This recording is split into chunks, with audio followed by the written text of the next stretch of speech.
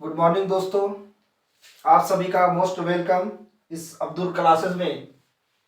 आज मैं आप लोगों को 9th क्लास की history second chapter socialism in Europe and the Russian revolution के बारे में पढ़ाने जा रहा हूं। इससे पहला वाला चैप्टर जो फ्रेंच रिवॉल्यूशन था वो मैं पढ़ा चुका हूं। अगर आपने वो नहीं देखा मेरा वो वीडियो, तो वो इस वीडियो के लिंक डिस्क्रिप्शन में मैं लिंक शेयर कर दूंगा, उससे आप देख सकते हैं।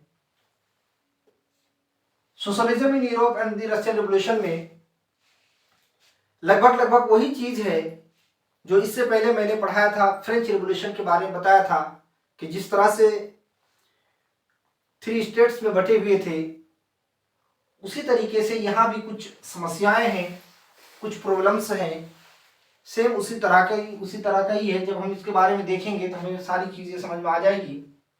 पहला पॉइंट मैंने लिखा है the age of social change, क्योंकि किसी भी चीज को चेंज होने में, किसी भी चीज में बदलाव आने में, किसी चीज को बदलने में समय लगता है, टाइम लगता है। लेकिन इसी क्रम में यूरोप में जब वो यूरोप में बहुत ज्यादा लोग जो है ऐसे ही जी रहे थे, जैसे मैंने फर्स्ट चैप्टर में फ्रेंच रिवॉल्यूशन में बताया था, उसी तरीके से यहाँ भी लोग उसी तरीके से बहुत ही ज्यादा समस्याओं से जूझ रहे थे, प्रॉब्लम से दो चार हो रहे थे। तो फ्रेंच रिवॉल्यूशन से जब फ्रांस में क्रांति आ गई, फ्रेंच रिवॉल्यूशन आ गया, उससे हमें दो आइडिया, एक फ्रीडम और एक इक्वालिटी, जो इक्वल राइट्स हैं और जो फ्रीडम है, आजादी है, ये आइडिया हमें फ्रेंच रिवॉल्यूशन से मिलता है। जब फ्रेंच रिवॉल्यूशन आया उसके बाद यूरोप में, पूरे यूरोप में जो है फ्रीडम और इक्वालिटी के बारे में, क्योंकि जब तक हम किसी चीज को नहीं जानते हैं तो उस चीज के बारे में हम नहीं सोचते हैं। जब किसी चीज के बारे में हमें जानकारी हो जाती है या उस चीज के बारे में पता चलता है तो हम उस चीज का डिमांड करने लगते हैं, हम उस चीज को पाने की जो है कोशिश करने लगते हैं। फ्रेंच रिवॉल्यूशन, जब ये मैं रशियन रिवॉल्यूशन पढ़ा रहा हूं, बार बार मैं फ्रेंच रिवॉल्यूशन का नाम इसलिए ले रहा हूं क्योंकि ये जो रशियन रिवॉल्यूशन यानी socialism in Europe and Russian revolution, यानी रशिया में जो रूसी क्रांति जो हुआ, रशिया में जो रिवॉल्यूशन आया, तो सेम आप ये कह सकते हैं कि फ्रांस में जिस तरह से रिवॉल्यूशन आया, उसी को देख करके फ्रेंच रिवॉल्यूशन ने एक पॉसिबिलिटी को, यहां मैंने लिख रखा है एक पॉसिबिलिटी को उन्होंने जो है खोल दिया, एक पॉसिबिलिटी का दरवाजा जो उन्होंने ओपन कर दिया कि जिस तरह से फ्रांस में इक्वल राइट्स नहीं था, किसी तरह का फ्रीडम नहीं था,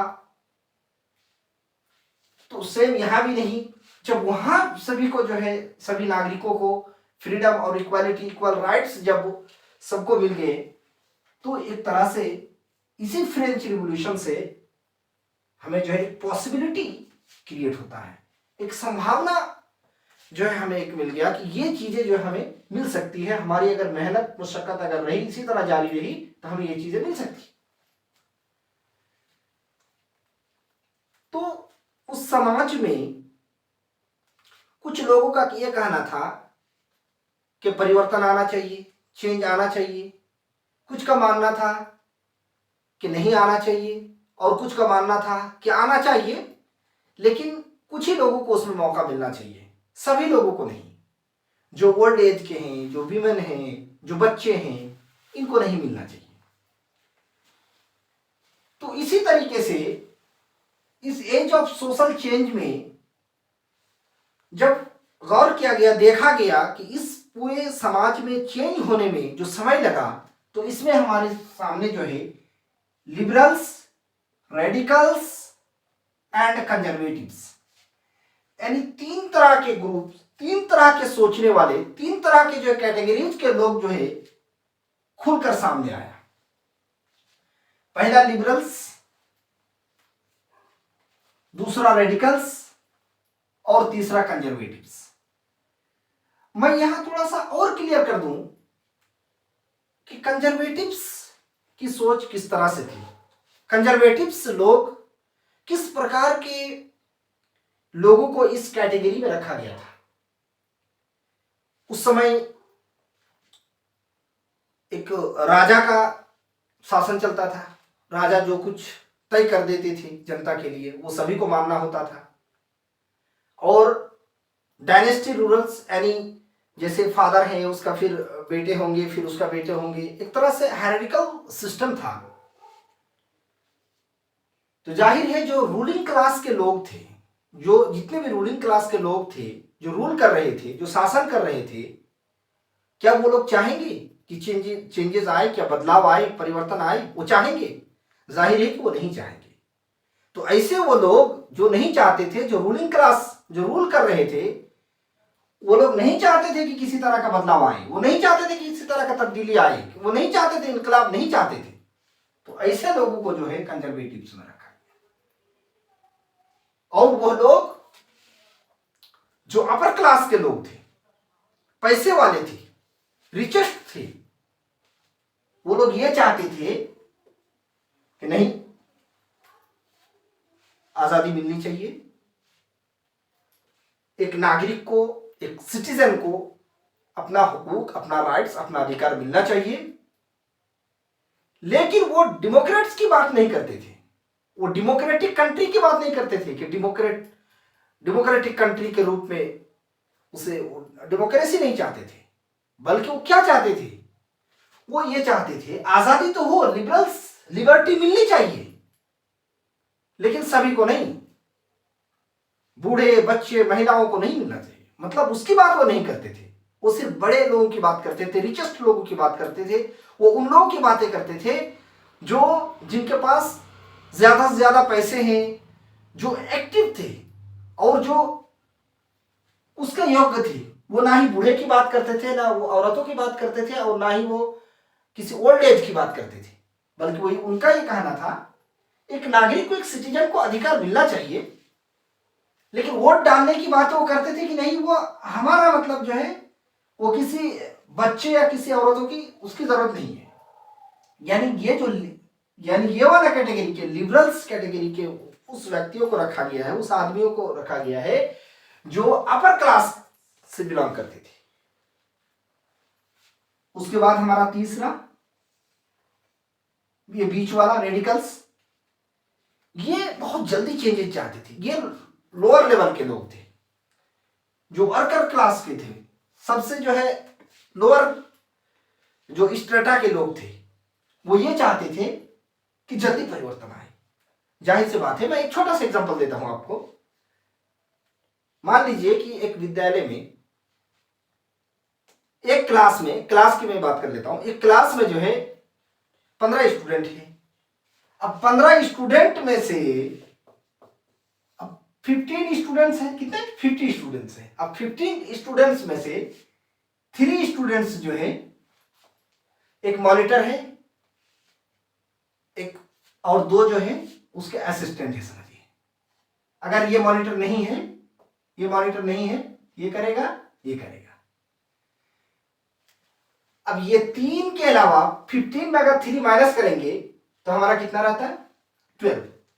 तो अब ये 12 लोगों में से जो है, इसमें जो लोग, अब उनमें से जाहिर सी बात है, इनके जो करीबी फ्रेंड है, इनके जो करीबी फ्रेंड है, इसके 2 अगर करीबी फ्रेंड है, इसके 2 करीबी फ्रेंड, 2 2 4 हो गए, और ये हो गए 5, यानी 5, यानी 5 से 6 लोग को तो फायदा हो रहा है। तो क्या ये 4-5 लोग जो है, जो मॉनिटर बने हुए हैं, वो तो चाहेगा कि जैसे चल रहा है वैसे ही चलना चाहिए। लेकिन जिसको, क्योंकि उनको तो सारी चीजें मिल रही है, अटेंडेंस से लेकर के और भी किसी चीजों को जो है कुछ करना हो तो वो तो अपने तरीके से रद्द बदल कर सकता है, वो कर रहा है, इंजॉय कर रहा है, एंटरटेनमेंट कर रहा है। लेकिन उसी जगह जो है जिसको मौका नहीं मिल रहा, वो जाहिर से वो चाहेंगे कि जल्दी चेंजेज आए, ये इस मॉनिटर को हटाया जाए, ये सब मॉनिटर कोई सिस्टम नहीं चलना चाहिए, कोई सिस्टम नहीं होना चाहिए। चाहेंगे नहीं चाहेंगे? जाहिर है कि चाहेंगे। तो इसी तरीके से रेडिकल्स में जो है, ये वो लोग थे जिसको किसी तरह का अधिकार हासिल नहीं था, किसी तरह का जो है वो इंडिपेंडेंस नहीं था। वो ये चाह रहे थे कि नहीं, एक कंट्री में गवर्नमेंट उसकी होनी चाहिए, सरकार उसकी बनेगी जिसकी मेजोरिटी होगी, उस देश की जिसकी ज्यादा मेजोरिटी होगी, जिसकी ज्यादा पॉपुलेशन होगी, जिसकी ज्यादा जनसंख्या होगी, उसकी सरकार बननी चाहिए। यानी वो डेमोक्रेट्स की बात कर रहे थे कि डेमोक्रेटिक कंट्री होनी चाहिए। और लास्ट में मैंने एक चीज लिख रखा है कि सफ्रिगेट मूवमेंट, ये जो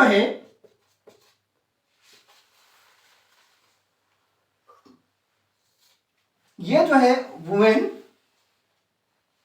इन्होंने एक मूवमेंट चलाया था, एक आंदोलन चलाया था, एक तहरीक चलाई थी, जिसमें क्योंकि ये जो लिबरल्स और कंजर्वेटिव्स, इनकी तो बातें ही नहीं कर रहे थे, इन औरतों की बातें ही नहीं कर रहे थे, विमेन की बातें ही नहीं कर रहे थे, इनका अधिकार की बात ही नहीं कर रहे थे। तो इन लोगों ने अपने वोट कास्टिंग करने के लिए, अपने वोट डालने के अधिकार, अपने अधिकार के लिए उन्होंने एक मूवमेंट चलाई, जिस मूवमेंट का नाम इन्होंने सफ्रिगेट मूवमेंट का नाम दिया गया। और इसका सपोर्ट डायरेक्टली जो है, इसका सपोर्ट जो है रेडिकल्स ने किया, जो कि लिबरल्स से नहीं किया। लिबरल्स से नहीं चाहते थे, यानी लिबरल्स जो है इसका सपोर्ट नहीं किया, महिलाओं के अधिकार के लिए अधिकार की बात नहीं किया, लेकिन रेडिकल्स ने इस बात को एक्सेप्ट किया और इन्होंने कहा बिल्कुल ऐसा होना चाहिए, और इनकी बातों को जो है अब इनको सपोर्ट करने लगे। कौन? रेडिकल्स और कंजर्वेटिव्स। अब जब ये सारी चीजें मतलब जाहिर है कि इस समय में पूरे चेंजेस आने में समय लगा, और इसी क्रम में इन लिबरल्स और रेडिकल्स और कंजर्वेटिव्स जैसे ग्रुप समाज में देखने को मिला, और अलग अलग तरीके से सोचने वाले और अलग अलग तरीके से जो है अपनी आज़ादी और अपने अधिकार की बातें करने लगे। तो आई होप कि आप लोग समझ गए होंगे मैं जो समझाने की कोशिश कर रहा था, कि यहाँ पे बहुत ज़्यादा चीज़ें नहीं है, यहाँ 3-4 चीज़ें हैं। पहली बात तो यह है कि मैंने जो फ्रेंच रिवॉल्यूशन के बारे में पढ़ाया था, मैंने बताया था, अब उसके बारे में तो जानना जरूरी है। उसके बाद वहीं से ये आइडियाज फ्रीडम और इक्वालिटी जैसे पॉसिबिलिटी जो है वहीं से अडॉप्ट किया, वहीं से आया। अब यहाँ के जनता जब इस चीज़ के बारे में सोचा और इन्होंने कहा कि हाँ ये तो पॉसिबिलिटी है। अब दूसरी चीज़ है, जब पूरे समाज में 3 तरह के लोग जो है, 3 कैटेगरी के लोग में डिवाइड हो गए। पहला यह है कि लिबरल्स, रेडिकल्स और कंजर्वेटिव्स। मैंने एक एक करके तीनों को बता दिया। इसको अच्छी तरह से इस वीडियो को देखें और इसको जो है स्क्रीनशॉट भी ले लें। इसके बाद कंटिन्यू जो है फिर मैं नेक्स्ट पार्ट में फिर नेक्स्ट जो पॉइंट्स हैं उसको डिटेल से बताने की मैं कोशिश करूंगा। आई होप कि आप इसी तरीके से देखते रहेंगे। Thank you very much.